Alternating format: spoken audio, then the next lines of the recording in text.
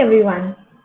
Welcome to Invisible, a masterclass on global education powered by Brain Wonders in partnership with Helios Educor, Ambiclass, and Furtado School of Music.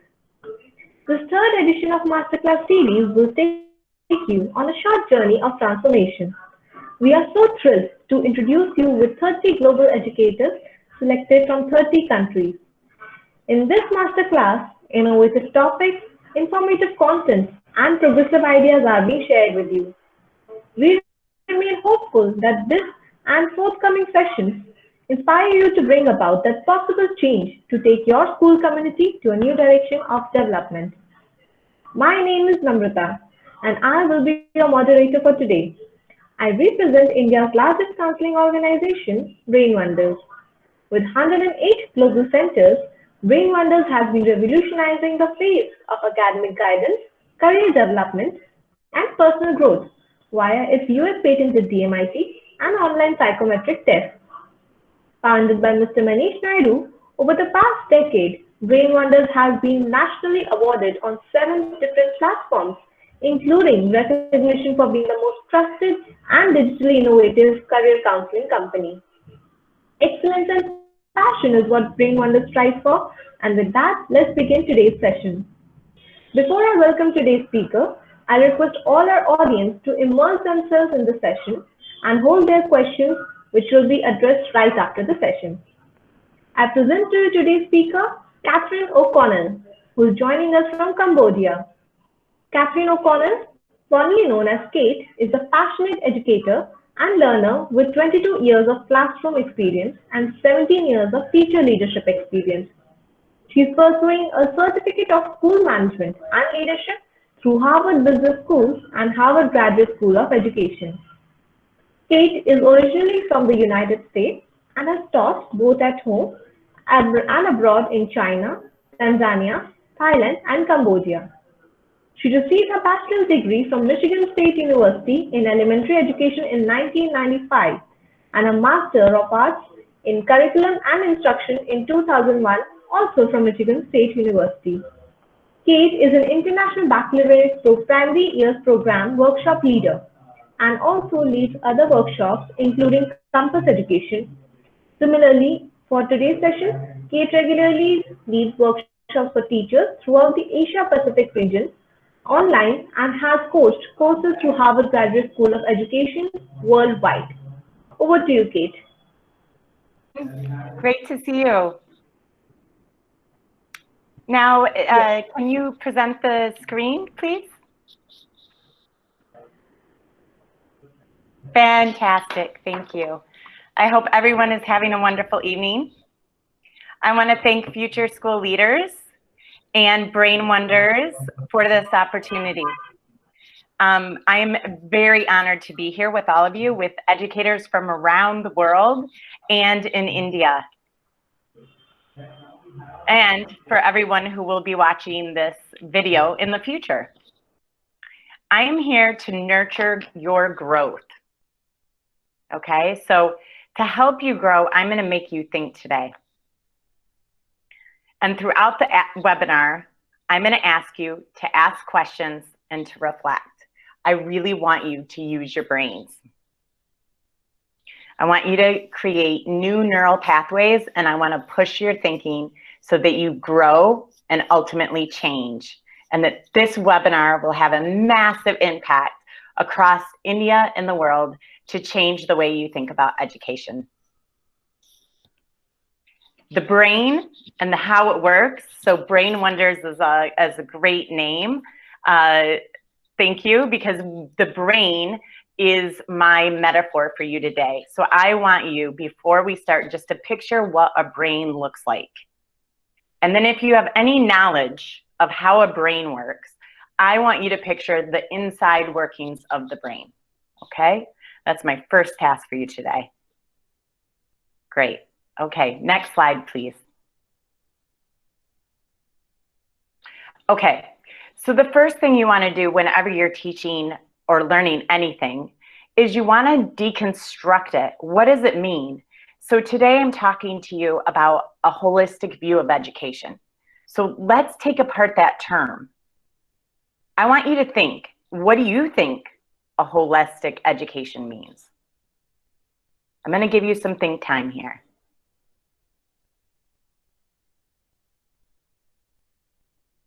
Holistic education. What does that mean?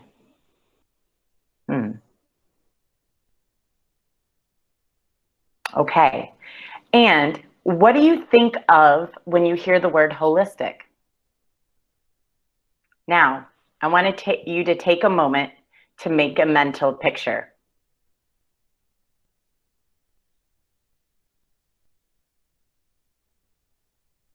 And I love the comments coming in. I love the Gestalt. Fantastic. Next slide, please.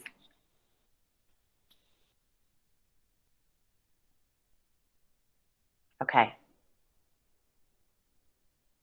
Can you put in the chat what comes to mind for a holistic view?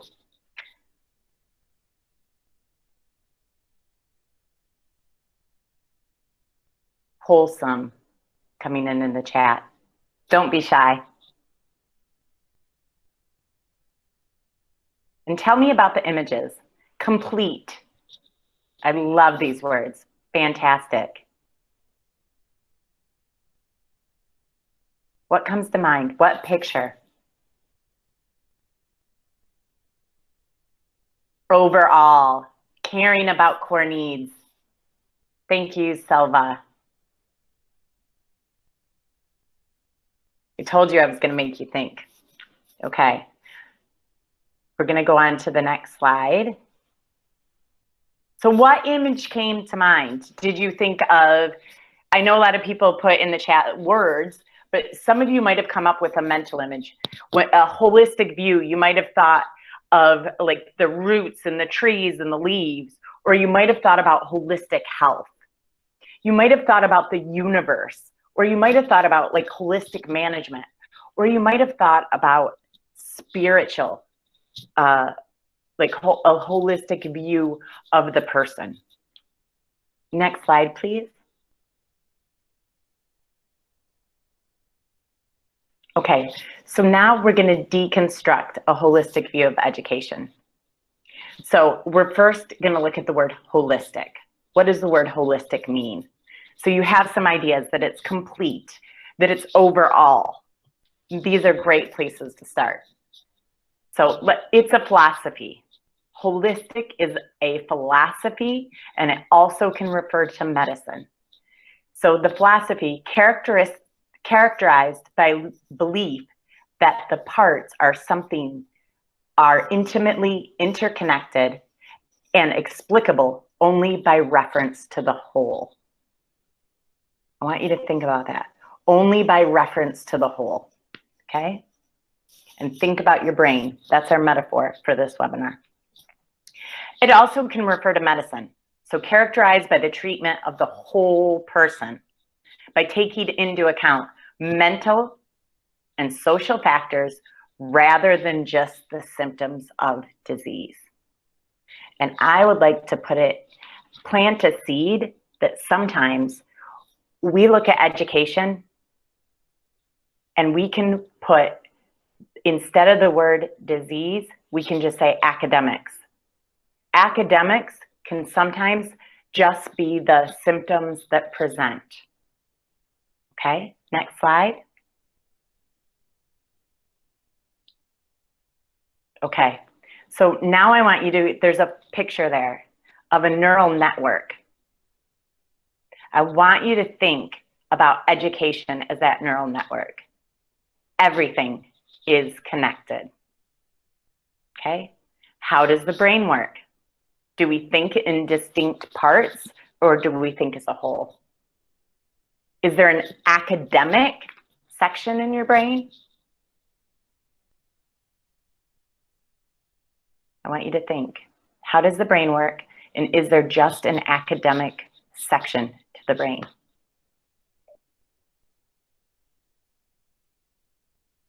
Please feel free to put your thoughts and comments in the chat. Let's make this really interactive. Okay. So now that you've thought about how the brain works, and what parts of the brain you have, I want you to reflect. How do we learn? What actually happens in the process of learning? Is it conscious? Is it unconscious? Does it happen in school, or does it happen all the time? Both. So thank you, Gayani. Great. What do others think?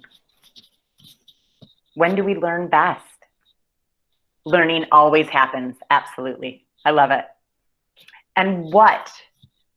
This is really important. I want to make you think about your most powerful learning experience that you have ever had in your life.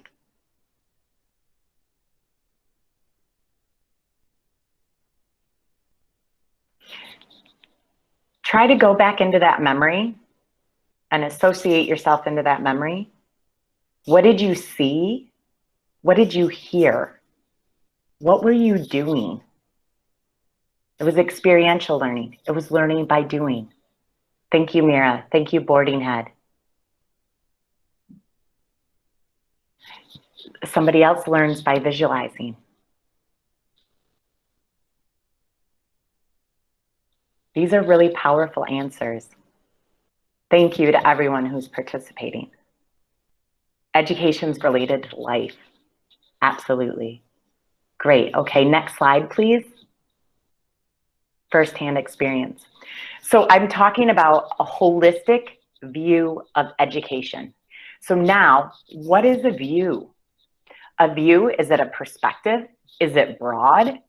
Well, the Cambridge Dictionary defines view as an opinion, belief, or idea, or a way of thinking about something.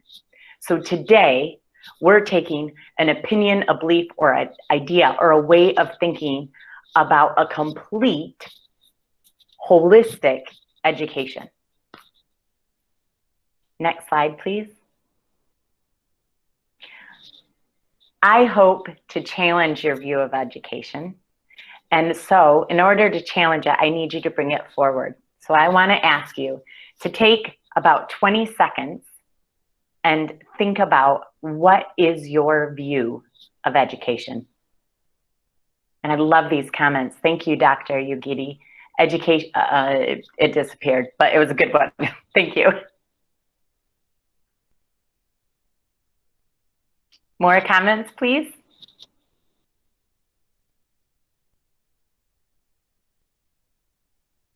Boarding Head says responsible citizenship.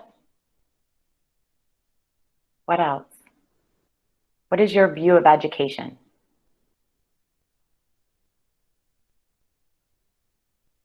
Okay, and moving on to the next slide, please. Everything that requires to make life better. When you become a human, education is culture and happiness, a mature me, character formation and citizenship. Those are some of your ideas. Primarily, it's about the ability to use self and things around you, a way to unlearn and relearn. Fantastic. So that was your view. Do some of these images, it grooms it grooms a good human being. Holistic education, I like that. Okay, well, I hope that some of your thoughts will grow and that I can nurture growth in your thinking about holistic education. So these are some pictures. What do you see in the pictures?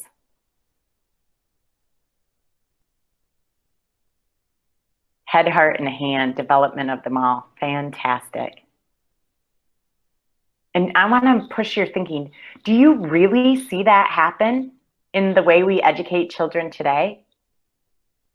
Or do we see them sitting in uniforms and with textbooks and memorizing? Do we see them working by themselves? The picture of Einstein there, I see him by himself. Is that the way learning happens today? Do we learn when we're stressed out? Does it matter who you are if you learn when you're stressed out? Development of the heart is lacking. Absolutely, thank you. I love the comments coming in. They are fantastic. And on to the next slide, please. Okay, so now I want to think about what could we imagine? What could we imagine for a holistic education?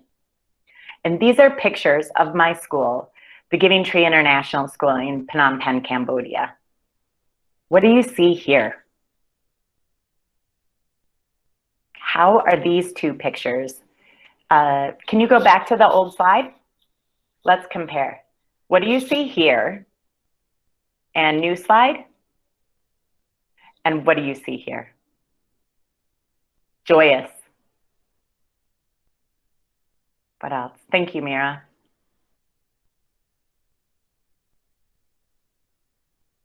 I could start calling on you. Flourishing, kids enjoying, happy kids, belonging, happy children, two different ways of engagement, freedom of expression.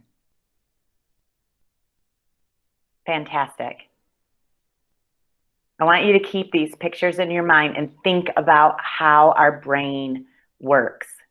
Does our brain work best when sitting behind a desk? Oh, in an environment where they're responsible for themselves. I'm really enjoying the participants' comments. Thank you, participants. Okay, and next slide, please. So I'm going to read to you a bit, and I'm going to read to you from a website about holistic education. And I want us to think that while these ideas might be new in practice, they are actually quite old ideas. So sit back, relax, and let me read to you a little bit.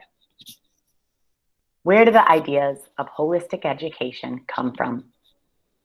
Throughout the 200-year history of public schooling, a widely scattered group of critics have pointed out that education of young human beings should involve more than simply molding them into the future workers or citizens.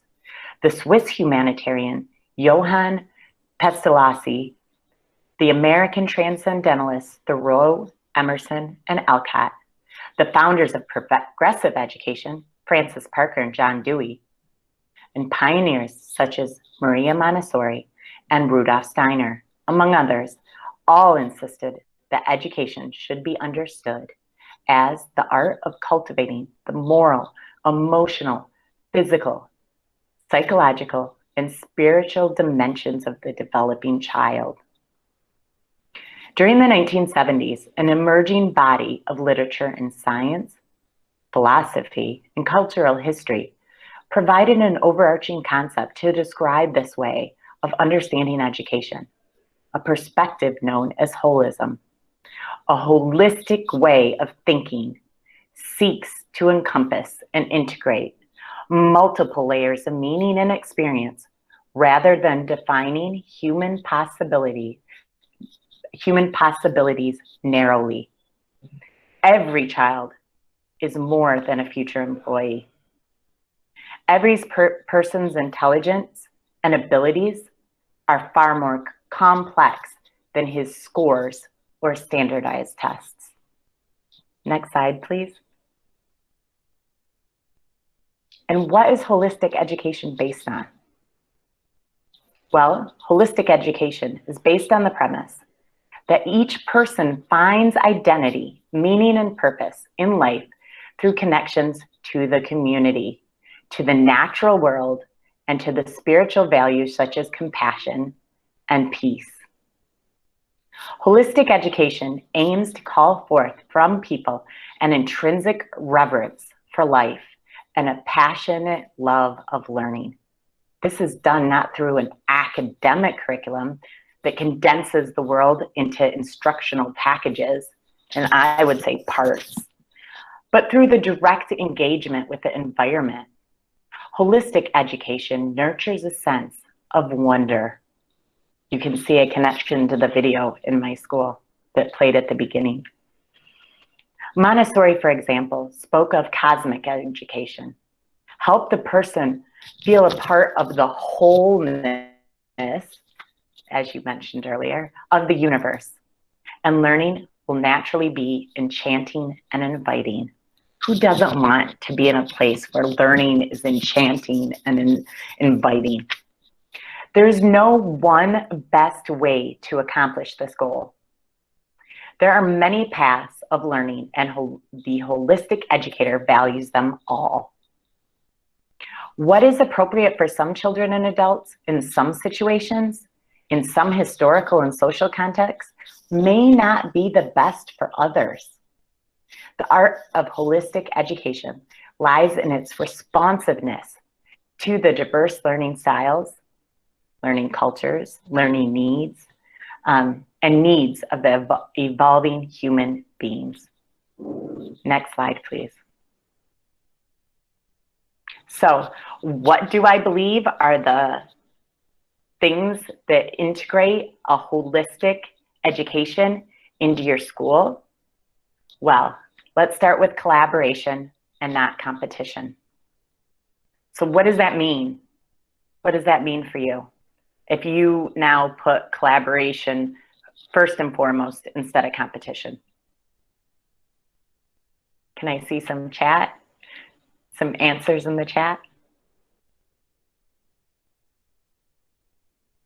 Do you already do collaboration? Or is it a competition? Cumulative energy, associative work, competition, empathetic towards others. Those answers probably answer a range of the questions I've just asked. Okay, next slide, please. Real life experiences, not prescriptive texts. So what are some of the real life experiences that you learned from?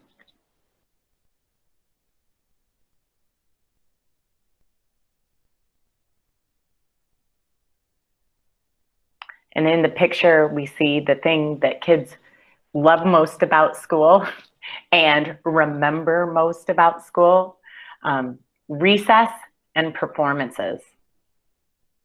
And why does that stick in our memory so deeply?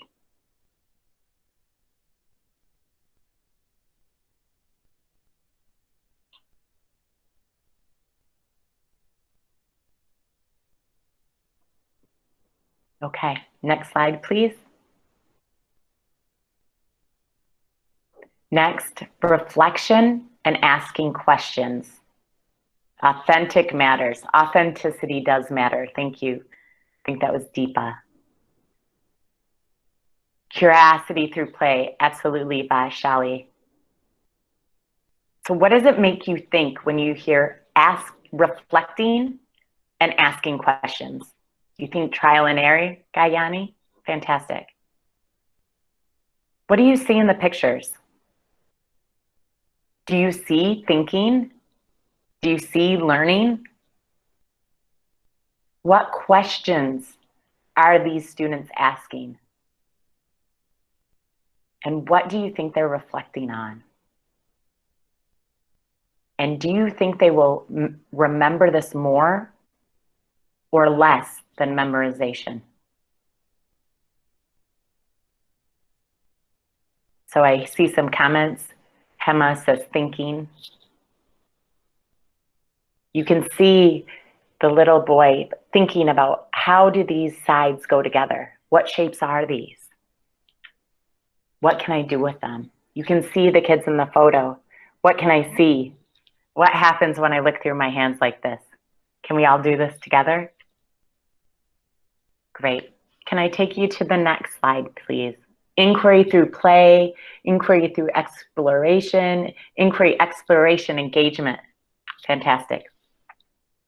I also believe, and I would like to, maybe everyone here on the webinar and anyone who clicks on this link is interested in a holistic education, but not everyone else in the world is.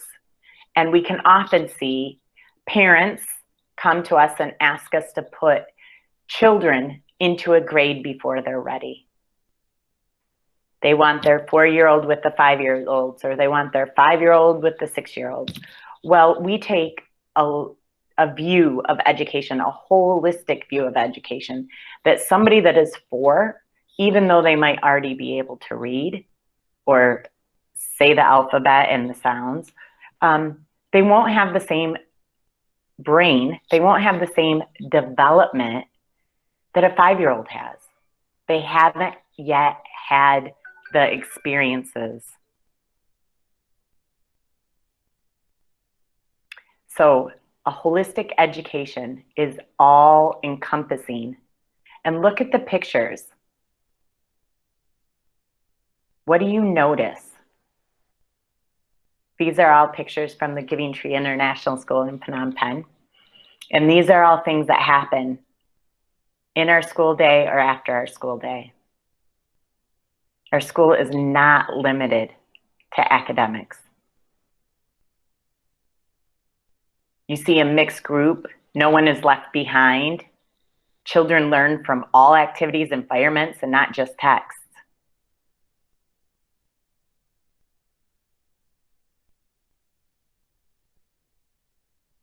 Do you see movement?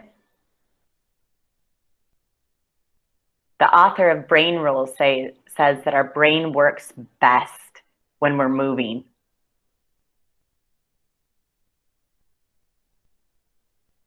You see movement.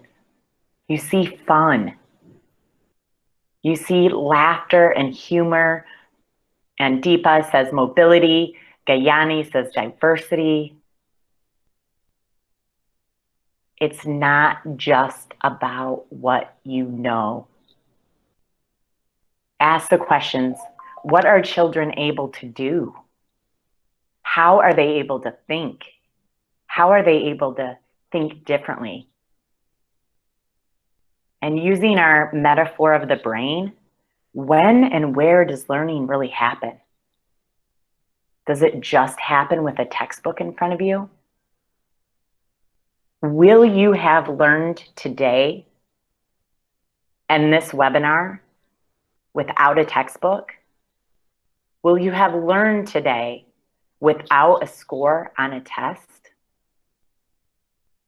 Will you have learned today without me breaking this down into academic subjects? Or will you have learned today because we had a shared experience?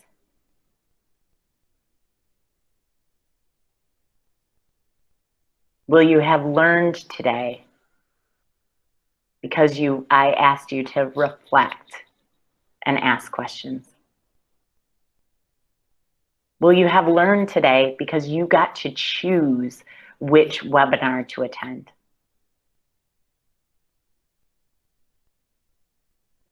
Thank you, Deepa. She says absolutely. Will you have learned today? Great. Next slide. So we have 6 minutes left, and I'm going to ask you some questions, and I'm going to give about a minute per question. So you guys, I can see people over here. That's why I keep looking over here. I should be looking at the camera. Okay, it's time to reflect to grow.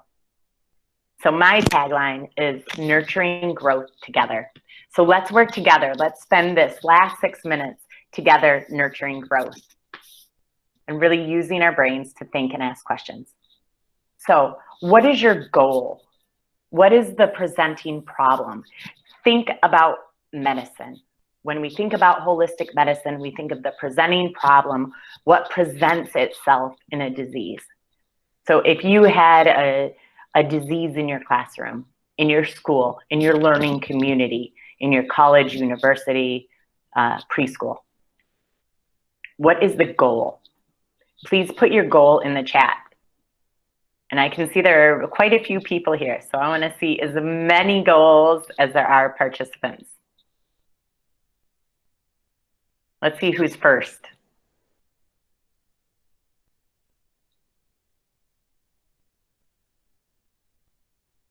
What is your goal?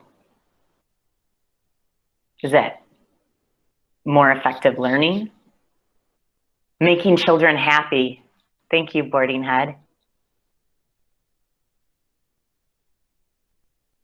A shift from structured to flexible curriculum.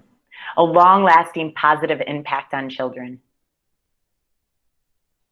What else? That children experience the joy of learning. Thank you, Silva. Dr. Yogita, thinking citizens, headmistress, instilling a love of learning in children. Goal to achieve a child with a holistic education, igniting the fire of learning. And you can read Sir Ken Robinson's book, The Element, for that. Creating a holistic and free environment for children to grow. Great. We are going to move to the next question. What is your reality? What is the context? Remember that it said in the article that some contexts and some learning situations are not appropriate for others.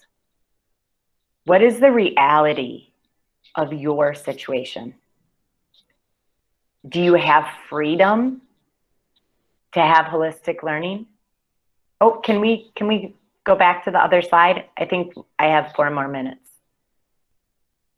Yeah, thank you. Okay, to 7:05. So what is your reality? And I'll go a little bit quicker. Also, what are your opportunities? What would be an opportunity that you could take on Monday in your school, classroom, university, preschool, wherever you are? What is one change you can make? And then just a few minutes, what will you do? What will you do with that opportunity? And just go ahead and pop your answers in the chat. Any final thoughts?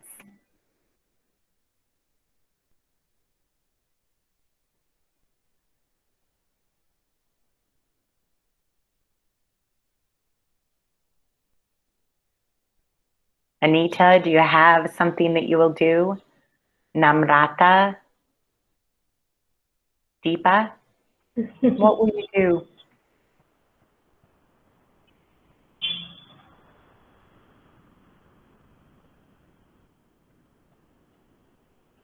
You could answer or type in the chat.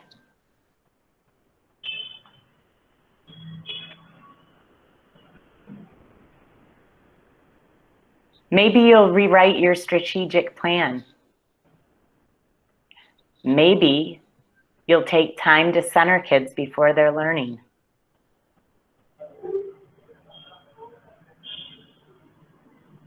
Namrata, did you have something you wanted to say? I'll just type it out. Okay, thank you. You can turn off your mic then.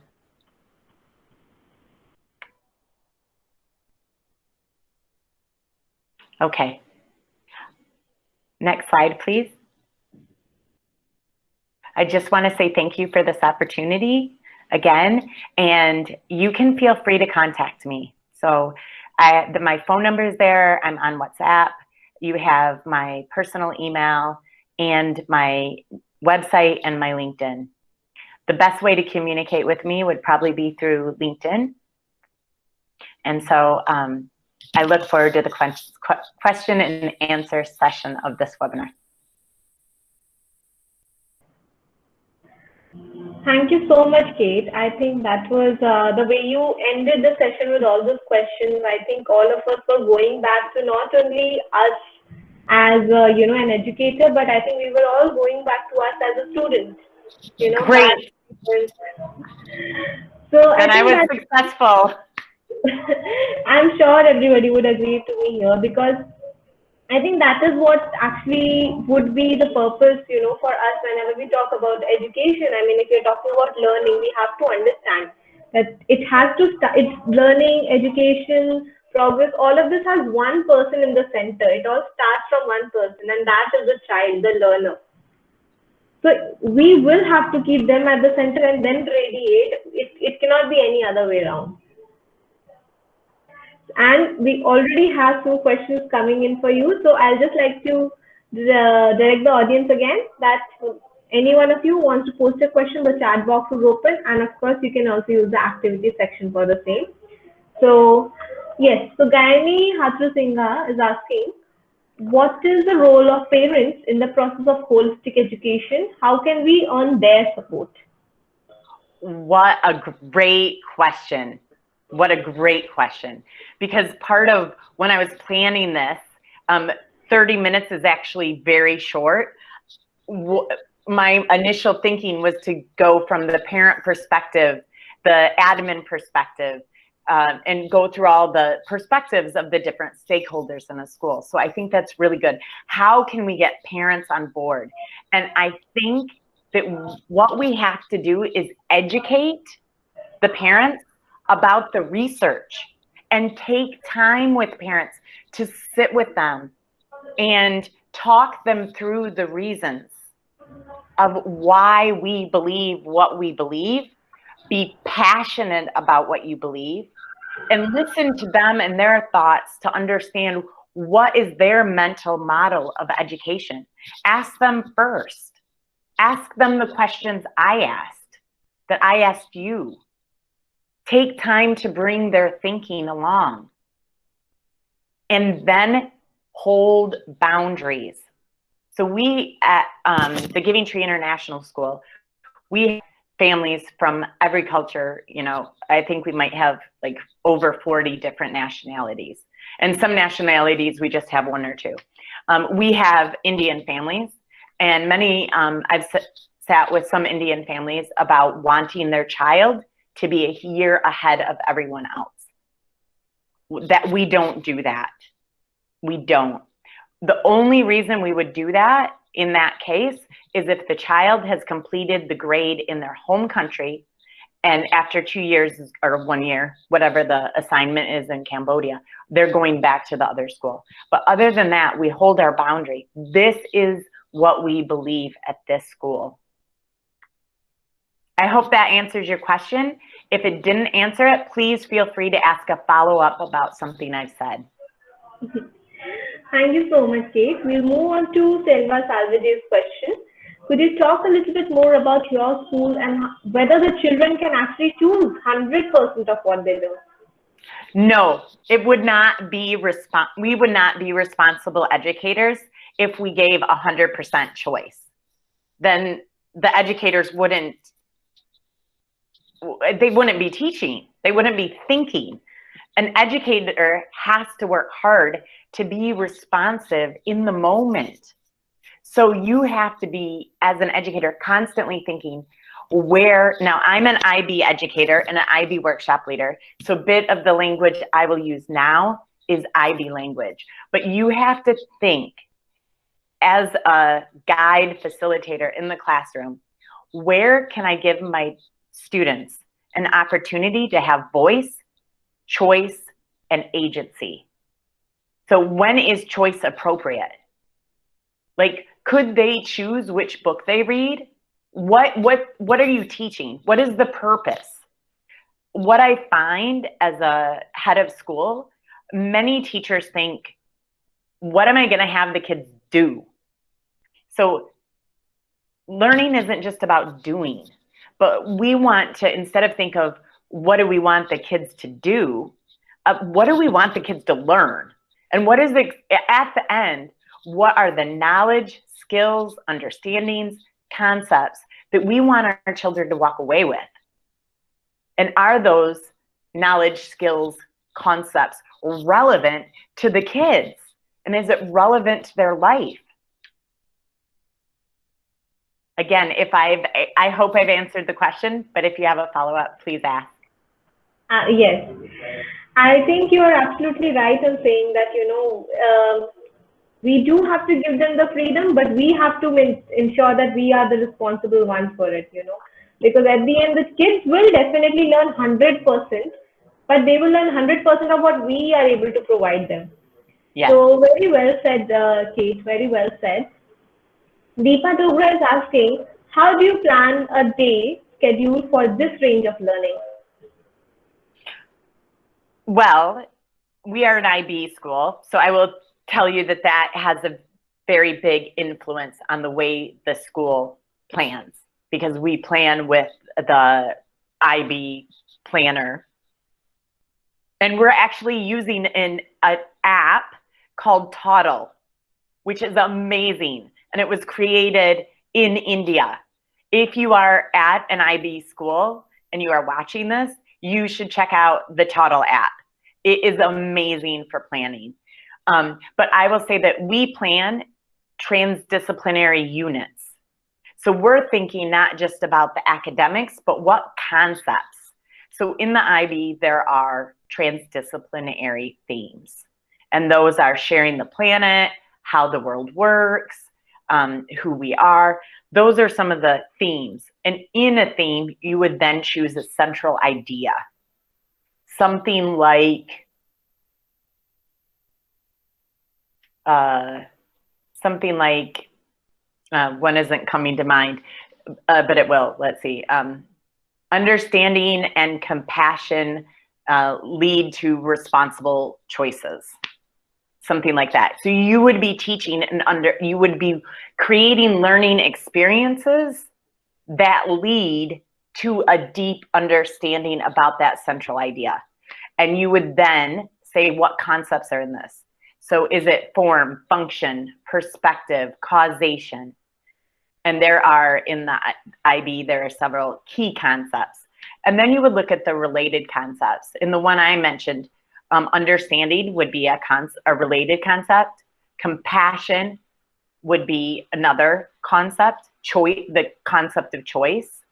And then what you're thinking about the form, what are the lines of inquiry? What are the things that you're going to look into?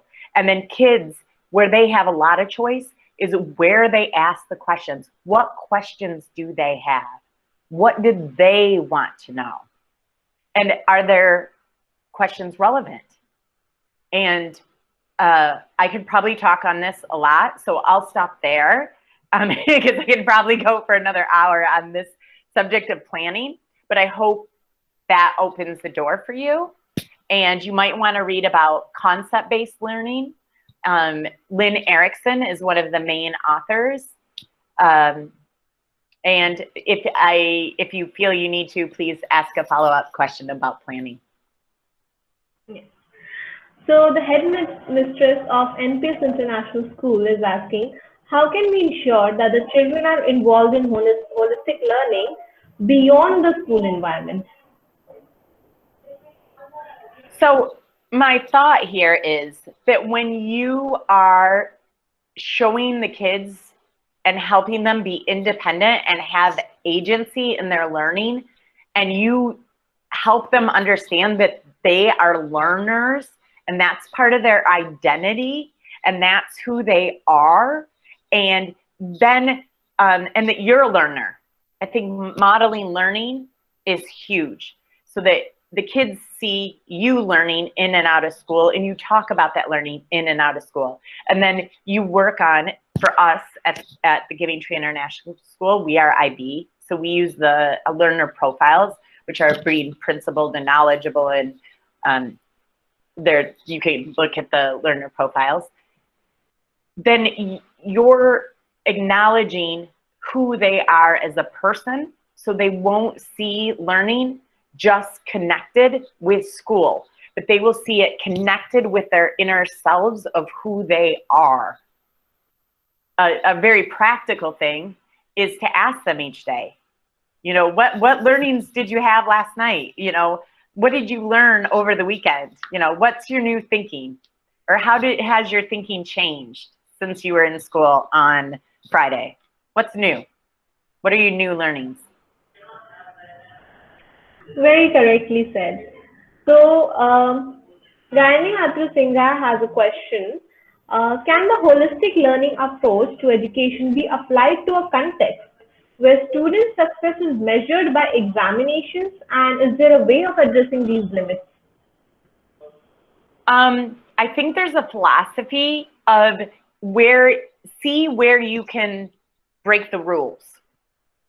So find the workarounds. If you have a context where things are measured, I'm going to answer this two ways. So make sure I get to the second way, which is research-based.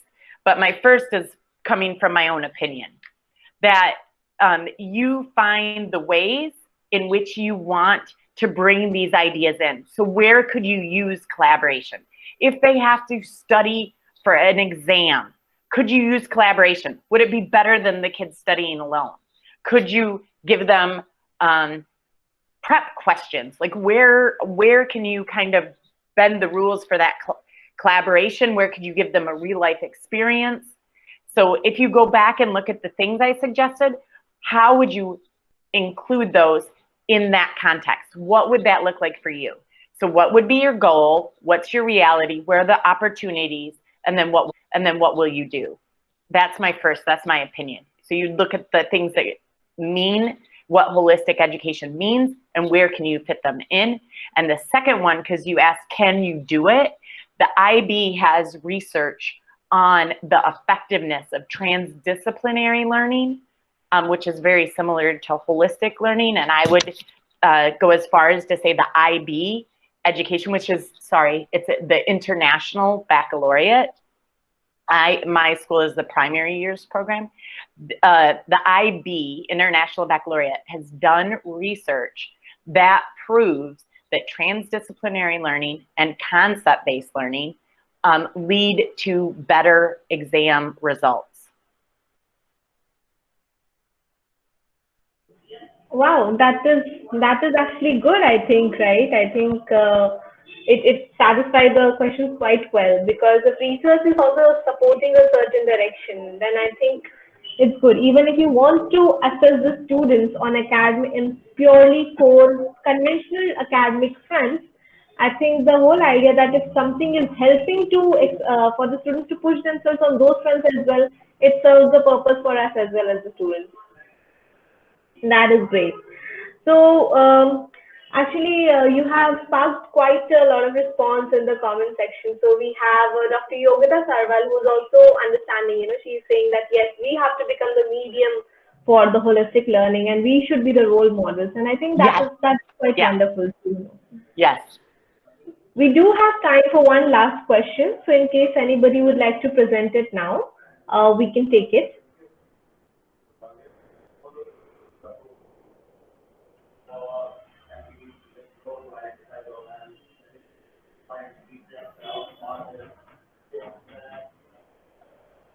I think we'll be getting the questions anytime soon.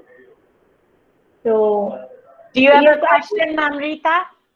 Yes, I actually have lots, but then I think if I start talking, then I can hijack the whole session. So, okay. Yes, so we have Dr. Kiran question asking, rationalistic, okay, so it's a comment, sorry, rationalistic approach towards education is what they have understood from your aspect, and asking for your contact details. It will be shared with you right away by the the team of Future School Leaders. They have shared the email ID. You can, as Kathryn has suggested, that she would love to connect, and I think joint efforts in education is what we are looking forward to.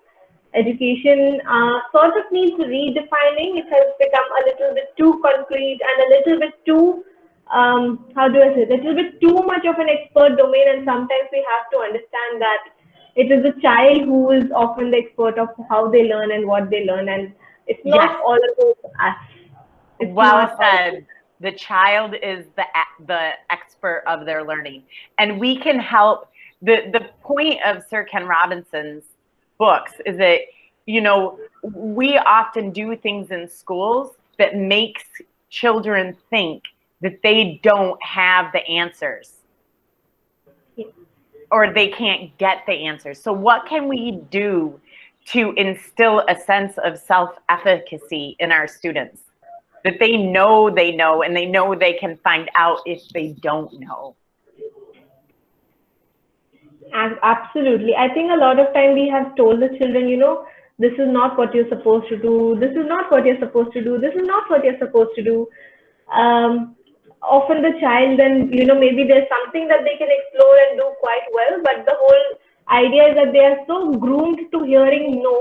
They are so groomed to be extra cautious and extra apprehensive of everything that sometimes I think we just block the child's potential, which is very unfair to not only the child, to us as well, because they are the future. They are the ones who are going to carry the generation ahead, bring about a lot of changes, bring about a lot of development. Imagine if we would have been told no on a lot of fronts. I don't think we would be having this session today and talking on such capacity, right? So Right. it's free. That is something that we have to be very much aware for. Thank you so much, Kate. I think everybody would agree with me when I say it was a very, very pleasant but a thought-provoking session for all of us.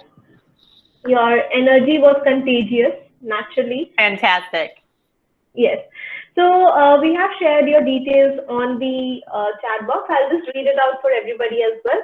Can I read it for you, Namrita? Yes, Because you yes. missed the letter. So it's my first name, Kathryn, M for Michelle, and then O'Connell.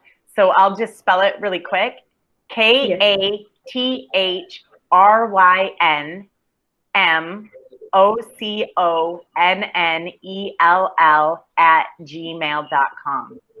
Yes.